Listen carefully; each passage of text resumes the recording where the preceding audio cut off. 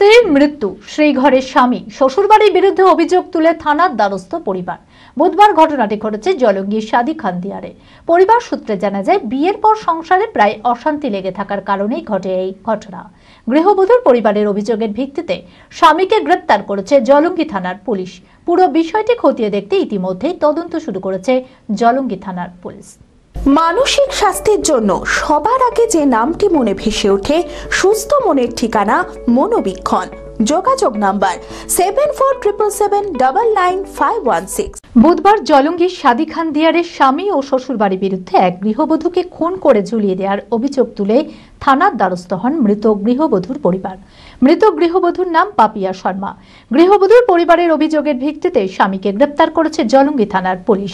পরিবার সূত্রে জানা যায়, প্রায় 14 বছর আগে বিয়ে হয় পাপিয়া শর্মার। তারপর থেকে প্রায় সংসারে লেগে থাকতো অশান্তি। মাঝে মধ্যেই শ্বশুরবাড়ি থেকে বাবার বাড়ি এসে থাকলেও অশান্তি মিটে গেলে ফের ফিরে যেত শ্বশুরবাড়িতে। মৃত পাপিয়ার একটি 13 বছরের ছেলে রয়েছে। গৃহবধূর পরিবারের অভিযোগ, পাপিয়ার স্বামী ও শ্বশুরবাড়ির লোকেরাই দায়ী তার মৃত্যুর জন্য।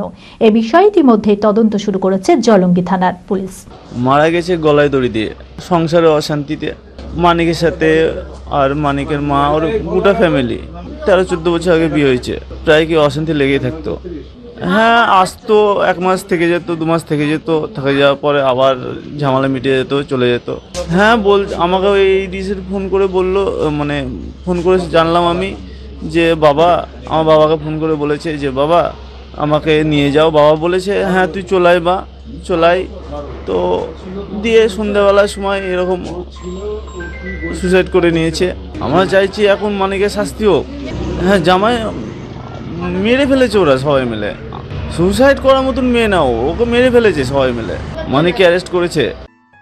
চঞ্চলতা তার কথায় কথায় জীবনে মিশে রঙ ভরায়, চুপি সারে মনে সে সাদে সবাইকে পাগল করে, পাগল করে। আমারই মতো আমার নিচের পতাকা। पता का चा गजब का शाद।